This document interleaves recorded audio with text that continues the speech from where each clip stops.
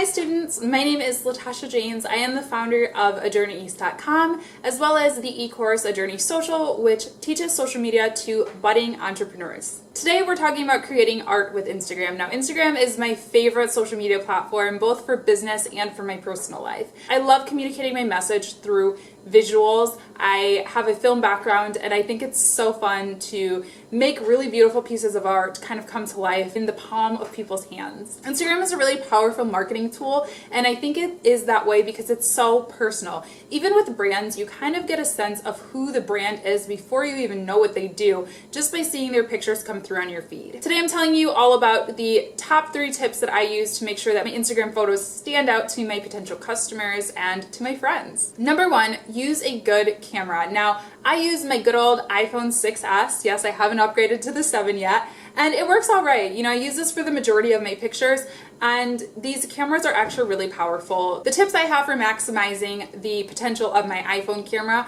number 1 are, when possible, use this camera versus the front-facing camera. So yes, that means less selfies, but the camera is actually a lot more powerful on this side. Also, sometimes you just need to wipe off your camera. I notice that this gets really fingerprinty and dirty sometimes, and it will really affect my image quality. Now, when I really want to wow somebody with a photo, I will use my DSLR camera or a point-and-shoot camera that has a little bit more power to it than my cell phone camera. This is really easy to do. You just take a picture like you normally would and then email it to yourself or send it through iCloud or however you transfer pictures to people. And then you can just save it to your phone and edit in your editor and post it to Instagram. Number 2, make sure that you have a good light source. Now, whether you're using a real camera, an iPhone camera, an Android camera, whatever it is, using a little bit of light really can make your pictures turn out so much better. First thing is to use whatever kind of natural light you have. So if it's a sunny day, make sure that your windows are open and it's kind of beaming down onto your subject. Now, if you don't have a ton of natural light available, or if you're like me and you live in a gloomier climate, Michigan, and you know, Michigan winters last forever,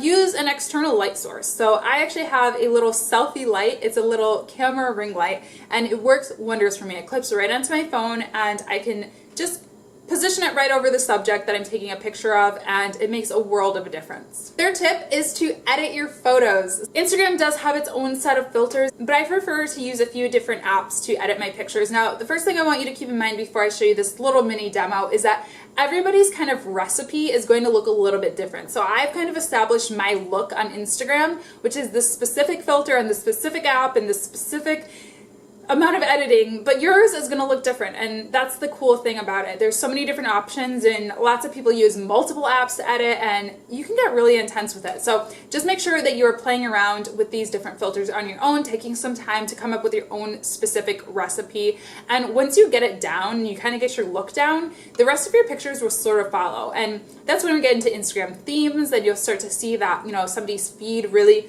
follows a specific filter or specific style. So what I use is the VSCOcam app. This is a really popular app. It's free on the App Store. So you just click the little plus button here, find the picture that you would like to edit. This is a picture of a coffee shop I went to yesterday. Click on these little bars down here. My go-to filter is F2, so I'll click on that and I'll click on it again to adjust the intensity. I don't like it to be fully filtered, so I bring it down quite a bit, click on the check mark, and then export it.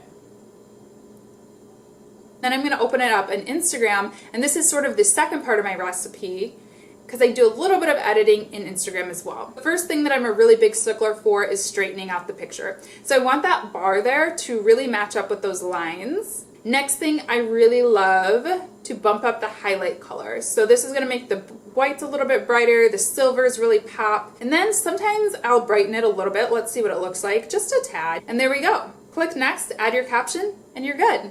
So I hope you enjoyed this little lesson. What I want you to do for your assignment is to come up with your own Instagram recipe. So try editing a few different pictures, maybe choose 5 of the last pictures in your camera roll, and click through and decide what some of your favorite filters are and write down that recipe. And I want you to see how it differs from some of your classmates as well. I think that would be really fun. Now, I'm not saying that you only have to use VSCOcam. That is my personal favorite. A couple other apps that you might want to check out are Afterlight and Snapseed. They come highly recommended from some of my favorite Instagram and social media friends and colleagues. I hope you enjoyed this lesson. Thanks so much for watching. You can follow me. I'll leave my links right here on the screen, and have a great day.